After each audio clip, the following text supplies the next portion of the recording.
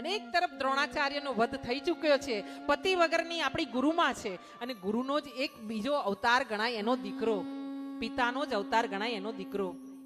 અને જો દ્રોણાચાર્ય પછી આપણે અશ્વસ્થામાને વધ કરીશું ને તો માં કૃપી છે ને, સંતાન વગરની, પતિ વગરની, આમ એને બે તકલીફ ઊભી થશે, બધી બાજુથી તકલીફ થશે. એક તો એ પતિ વિહોણી છે, ઉપરથી એ સંતાન વિહોણી થશે, અને આપણાથી આ કાર્ય ના કરાય.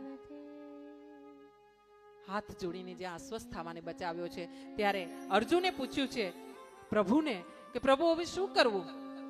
ત્યારે પ્રભુએ હાસ્ય કરતા કીધું છે, મેં ત્યારે તને આને બાંધ્યો હતો ને, જ્યાં પકડ્યો હતો ને ત્યારે જ મેં તને કીધું હતું કે આનો વધ અહીંયા જ કરી નાખ, પણ તે એવું કીધું કે દ્રૌપદીની સામે હું એનો વધ કરીશ. હવે તું અહીંયા લઈને આવ્યો છે તો હું શું કહી શકું?